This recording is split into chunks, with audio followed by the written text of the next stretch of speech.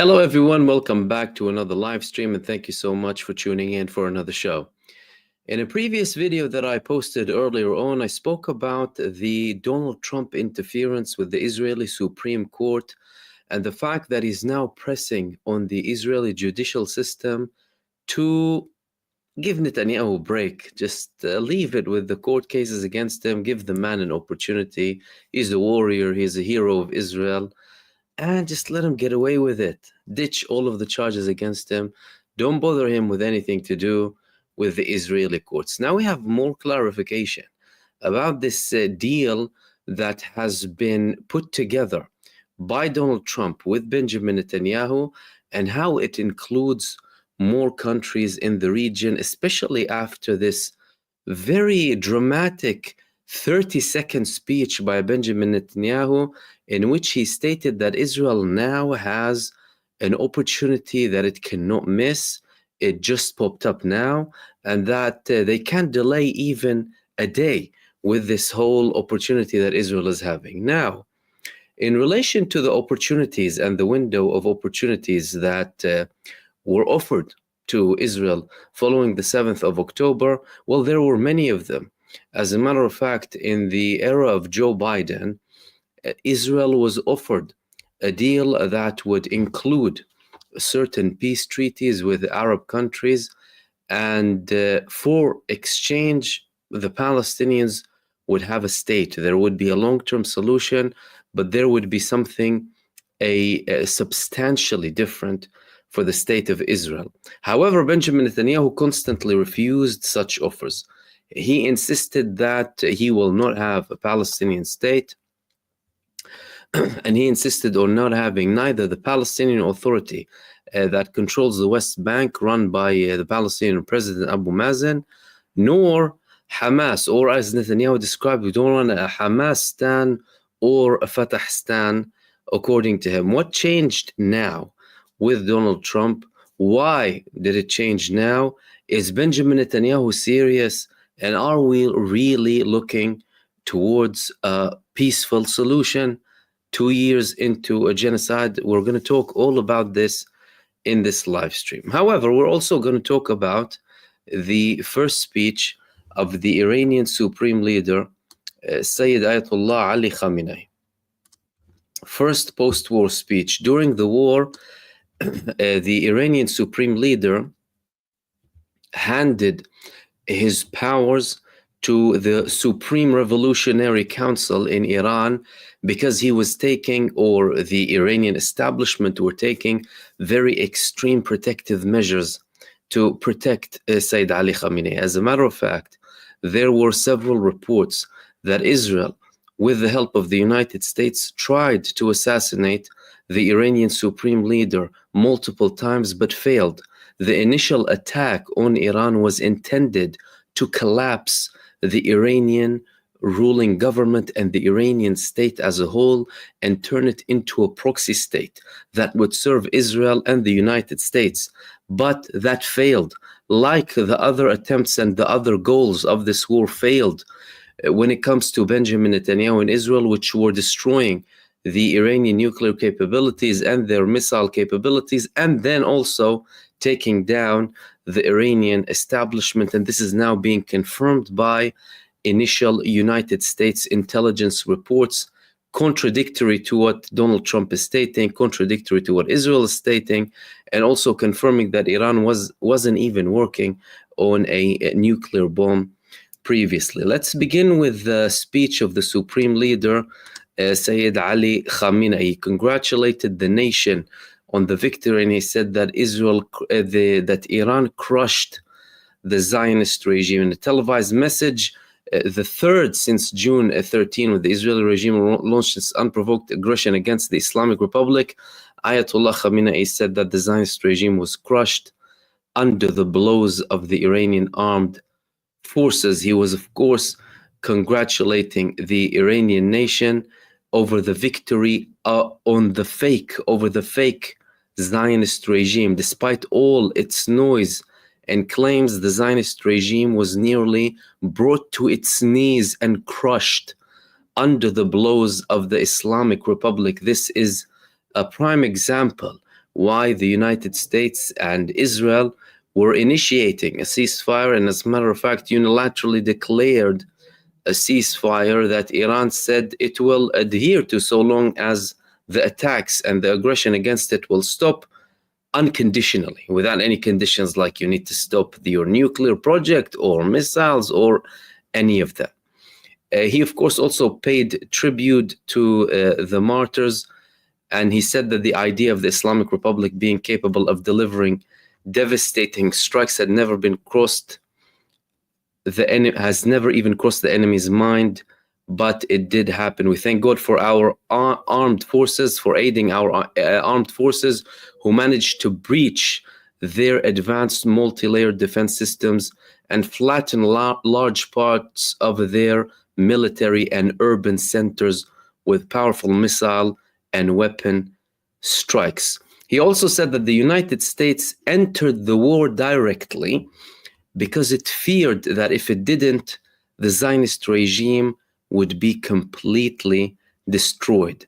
Anyone who heard the remarks of the United States president, who Sayyid Khamenei said was exaggerating, understands that there's a difference and there's a different layer of truth to what he was saying. Here too, he said the Islamic Republic emerged victorious, delivering a harsh blow to the United States, specifically targeting the Al-Udeid base, one of its key regional bases, and inflicting damage. This is again contrary to what the United States said, that everything was intercepted, but there were also videos emerging after the initial attack of damage in Al-Udeid base, which is what the Iranian supreme leader confirmed. The same people, he said, who had exaggerated their own actions tried to downplay this strike, claiming nothing had happened.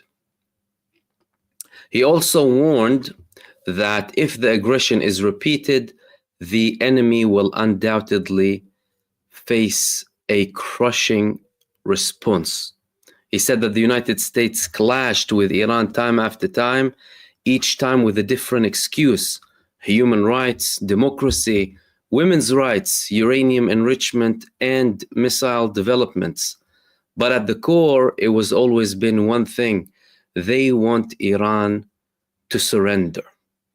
The president, according to him, the statement of Donald Trump and the request for Iran to surrender was the true expression of what previous American administrations wanted from Iran. He exposed the truth. According to the Iranian supreme leader, he made it clear that the Americans will only be satisfied with total surrender of Iran. And of course, according to him, that would never happen. That's the first statement that came from the Iranian supreme leader, again confirming what has been evident throughout this war, that the Iranians indeed landed a severe blow on Israel, and that Israel wouldn't have survived without the United States support. As a matter of fact, the Israelis wouldn't survive against the Palestinian resistance, by the way, without the United States support. If Israel was left to it, the Palestinian resistance, with all of its limited capability, limited resources, traitors from within and surrounding them,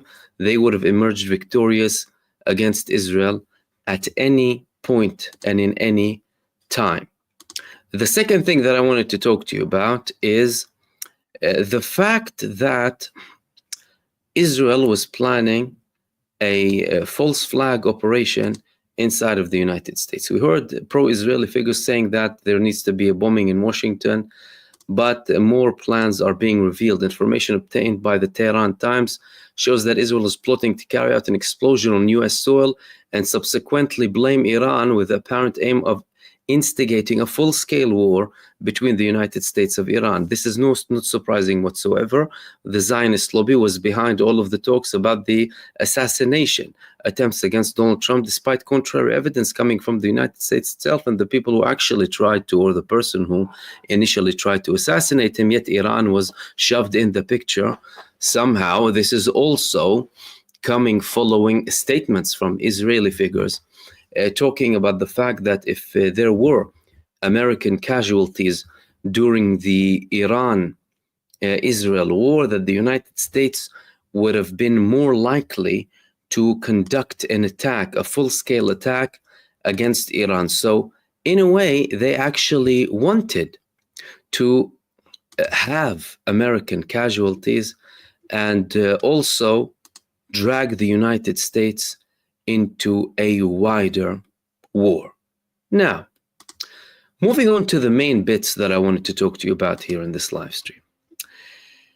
Israel Hayom, or Israel Today, they published a couple of articles in relation to the statements, the recent statements that came from Donald Trump, Benjamin Netanyahu. As a matter of fact, if you weren't familiar with the statement of Benjamin Netanyahu, he made the statement not long ago, during which, it was only for 30 seconds, during which he stated the following.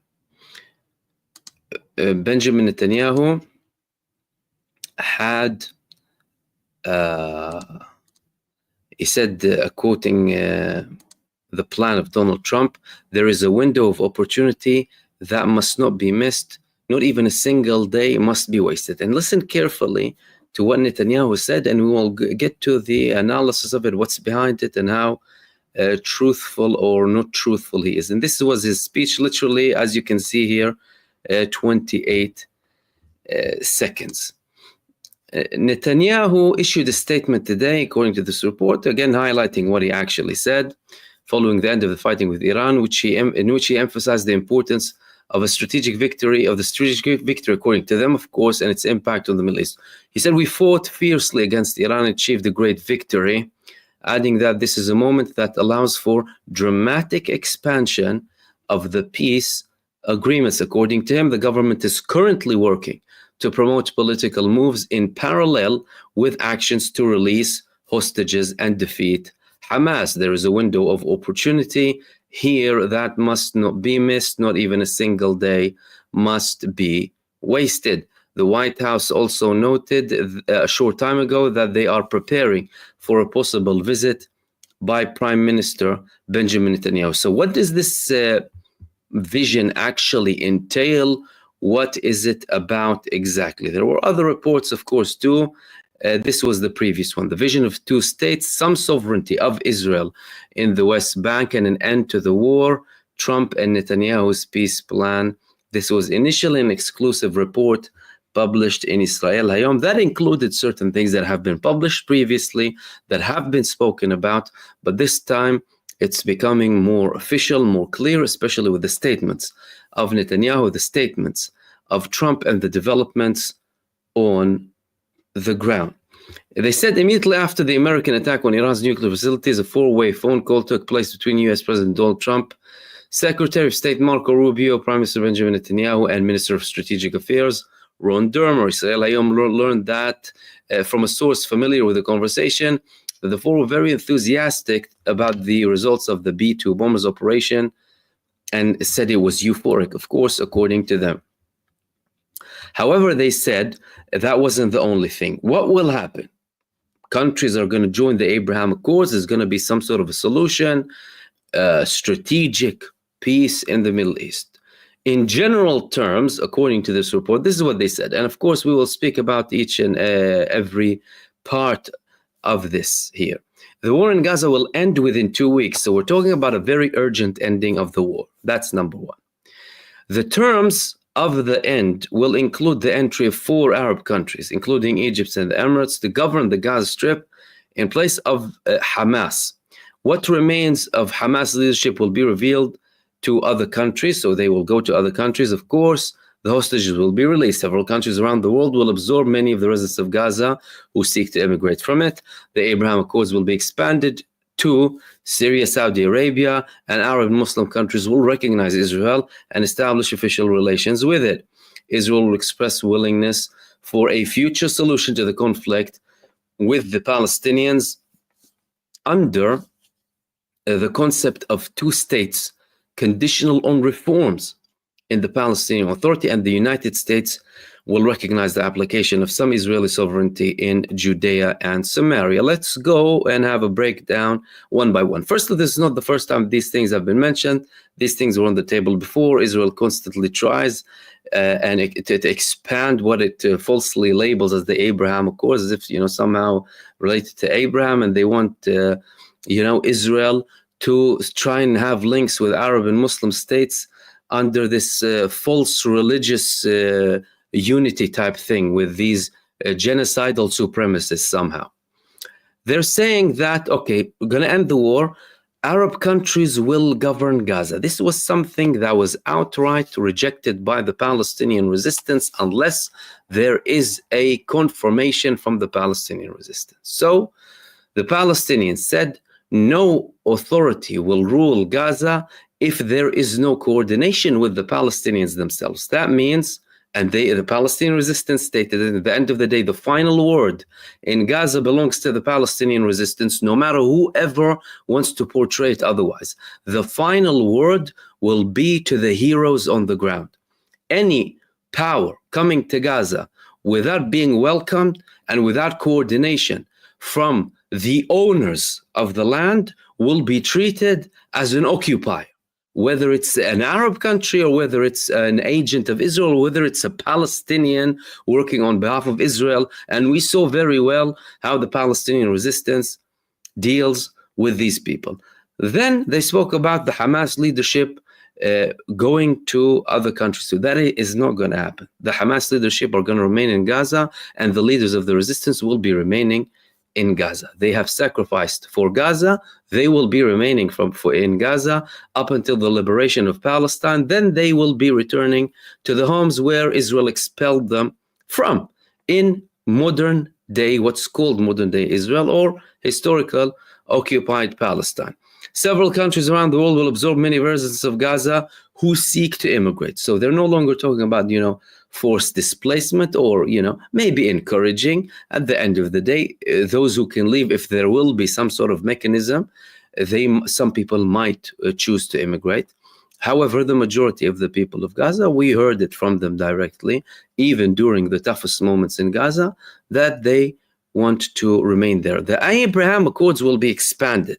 And they're mentioning here Syria, Saudi Arabia, Arab and Muslim countries, and they will establish official relationships with the state of Israel. There have been talks that Syria might join the Abrahamic Accords or Saudi Arabia. In terms of the Saudis clarified multiple times that there will be no peace treaty with Israel so long as there is no Palestinian state. In terms of Syria, it has been more shady because the Syrian authorities, they don't really clarify too much when it comes to Israel. What we know for sure is that there have been communication between them and the Israelis. There were talks from American officials about Syria potentially participating in the Abraham Accords, or what's labeled as the Abraham Accords, but they mentioned it as a prospect, and they said at the suitable and right time and in the right conditions. What are these right conditions to the Syrians? We still don't know. But what might be the prerequisite for all of that is Israel getting out of Syrian territories, potentially also the Golan Heights. That was something that the previous Assad government, or his father as well, was willing to do. If Israel withdrew from the Golan Heights, there was mediation from Turkey in the early 2000s between the Syrian government at the time and the Israeli authorities. In the 90s, when there were talks between Israel and the Palestinian Authority trying to reach peace. This also accelerated in the 2000s as well under Erdogan and Bashar al-Assad. But the talks were previously from Hafez al-Assad's days, so there was a prospect there so long as Israel withdrew from the Golan Heights, which it occupies since 1973. So again, shady stuff, not very clear, but this is what they're saying, that countries will come and they will join. Israel will be willing to express willingness for a future solution to the conflict with the Palestinians under the right conditions, according to them.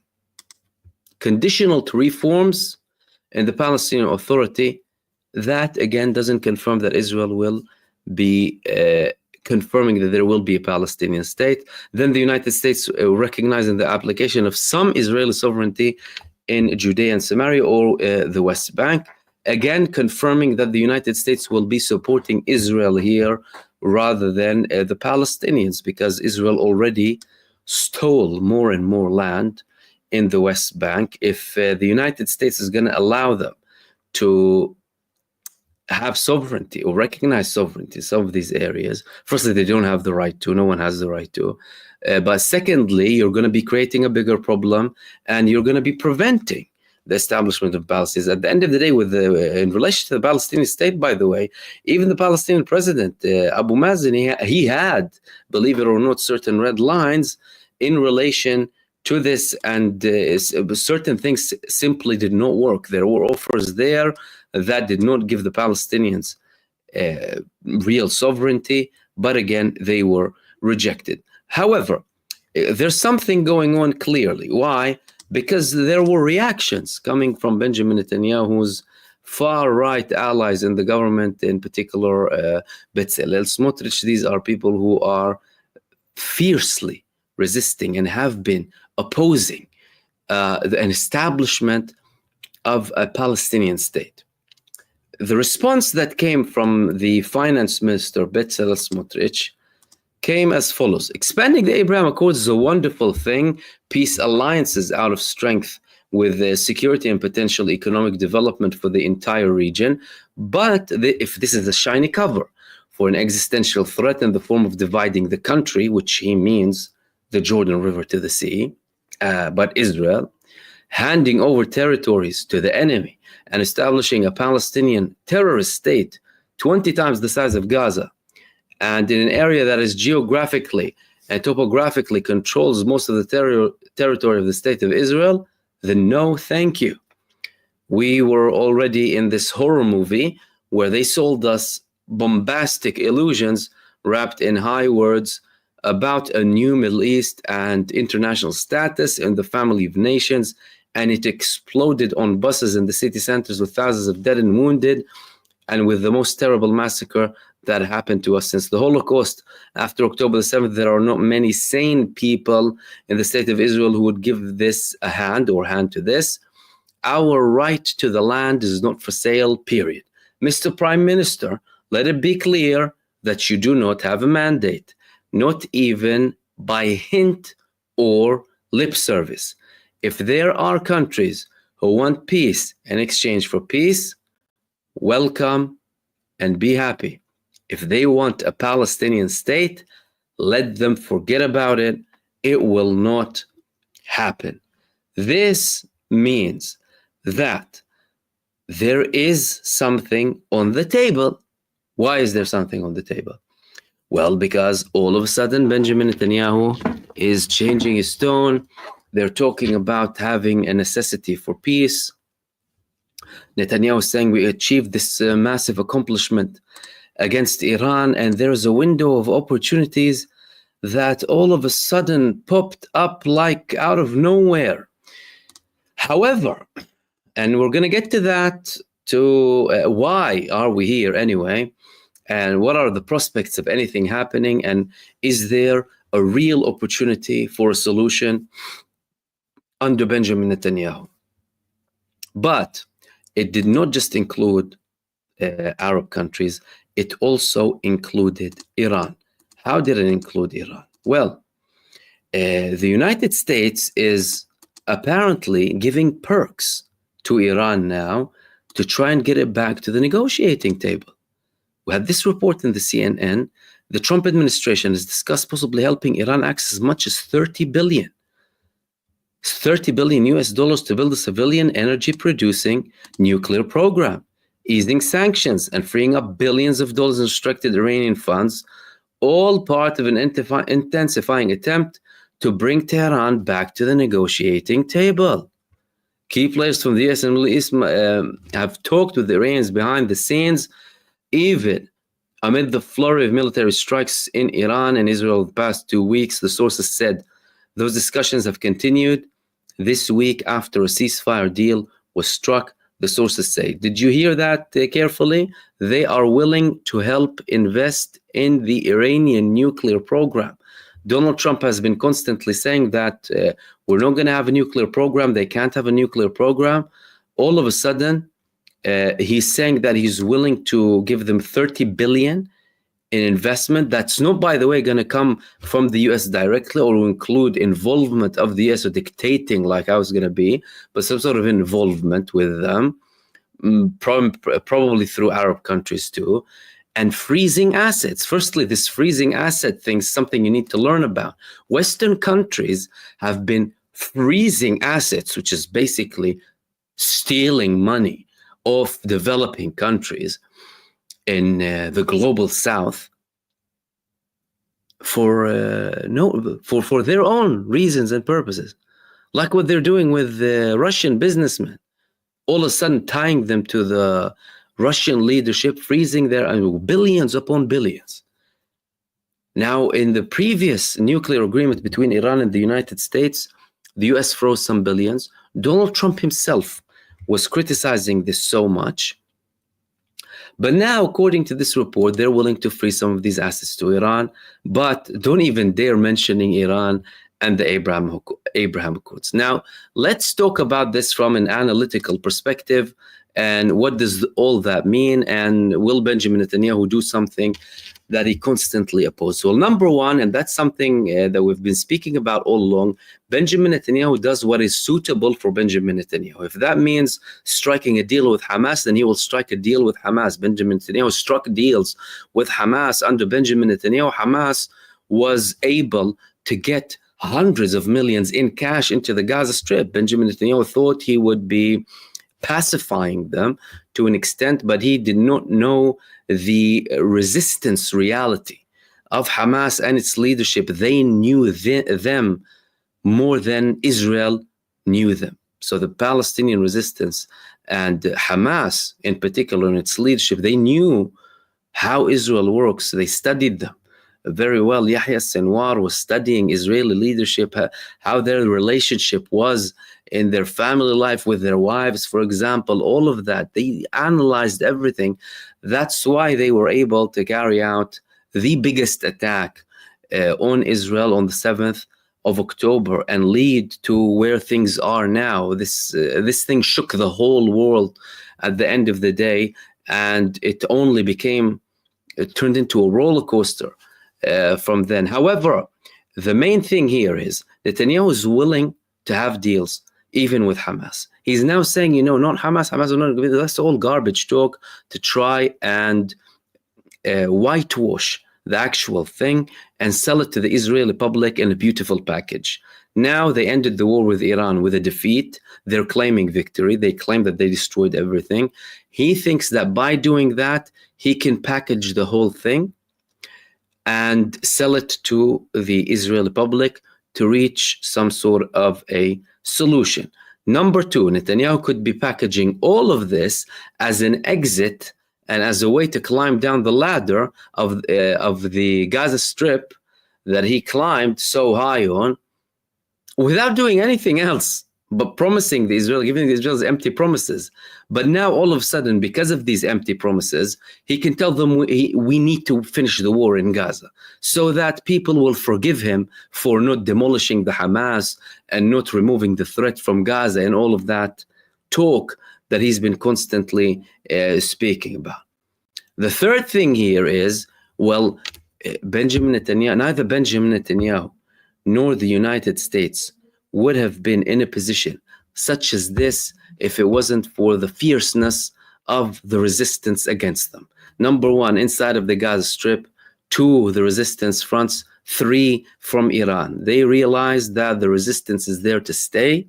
Every time it gets stronger, and even if they try and eliminate the resistance, they simply cannot do it. Why? Because they could not defeat, let alone eliminate, and they still cannot, and they will not be able to in the future, defeat the Palestinian resistance inside of the Gaza Strip, which is considered to be the least equipped or the least capable in terms of capabilities, as in arms and material, but not in any way, shape, or form mentally, physically, and with their fearlessness capabilities, that's a different story.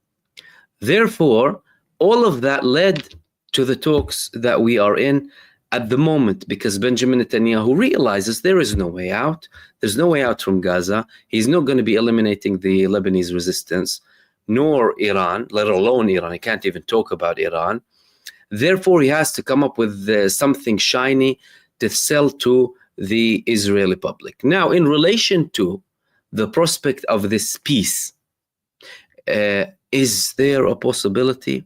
Well, judging by the fact that some Arab regimes decided to go into what's called the Abraham Accords, then yes, there is an opportunity that some countries might join. However, what are their conditions?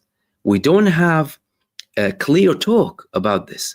They're not talking in a very sincere manner. They're not being clear, and they're not giving everything to the public. As in, if we want to have, firstly, we are open to a deal with them. Secondly, what are their conditions? And is that going to be something tangible? Is that something that's going to be translated on the ground? And is it linked to a Palestinian state? If it's linked to a Palestinian state by any of these countries, then you can simply forget about that. It's not going to happen.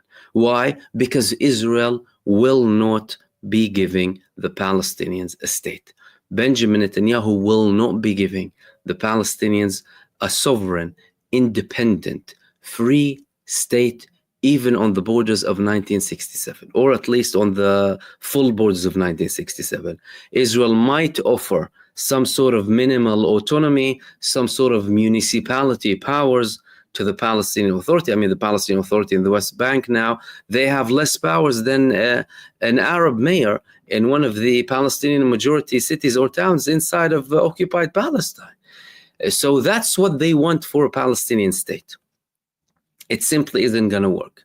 Then, if there would be something working, let's say, as for argument's sake, something actually worked, and there is a temporary deal, the Palestinian side accepted something, although, again, if we want to talk about the Palestinian side, who are we talking about exactly? Are we talking about the Palestinian Authority in the West Bank, who has been collaborating shamefully with Israel for 32 years, and Israel expanded more and more, and they collaborate with them, and they allow them to steal more land, expand squatting establishments, and also helping them with security and targeting the Palestinian resistance? Or are we talking about the Palestinian resistance that represents not only the majority of the Palestinian people, but the majority of the population of the world they represent? They are at the forefront facing Zionism. They're doing the humanity a favor.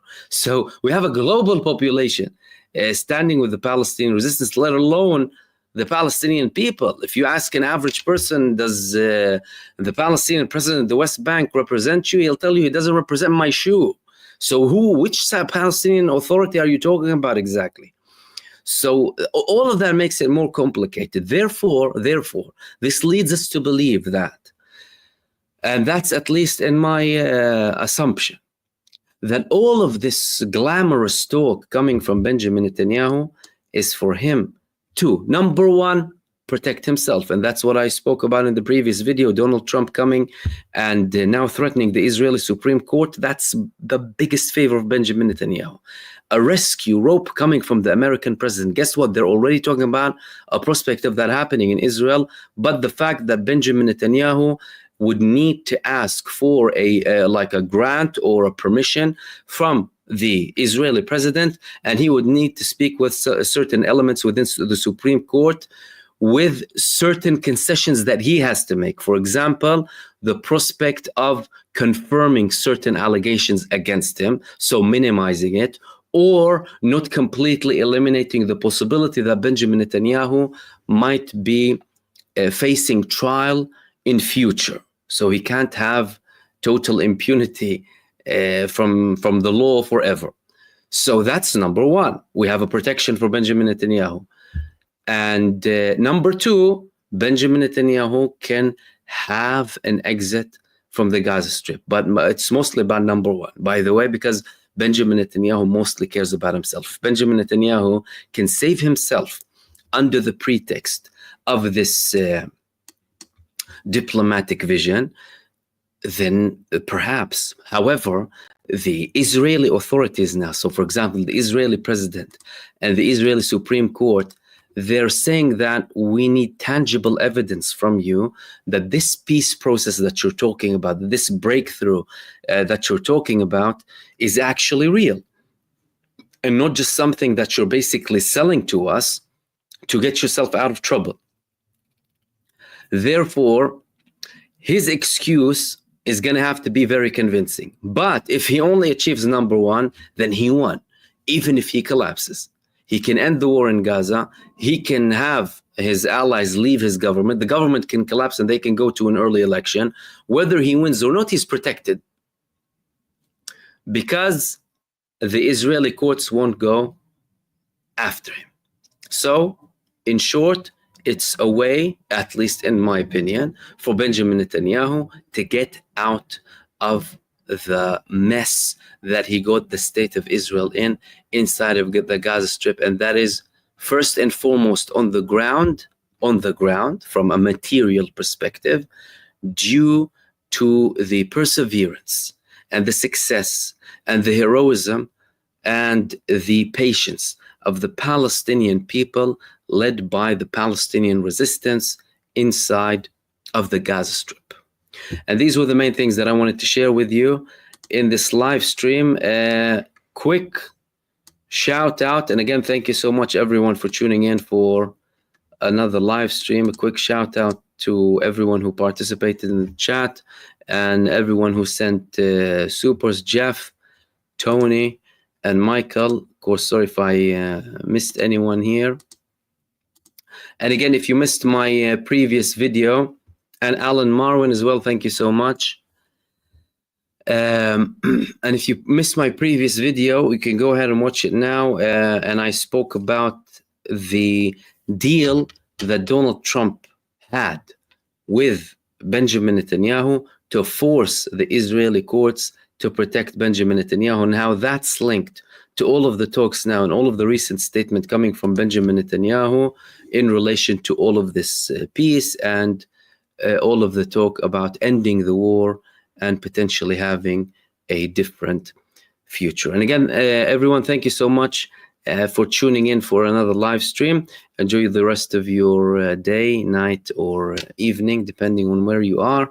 Stay blessed, take care, and I will see you soon in the next video. Peace, everyone. Salam.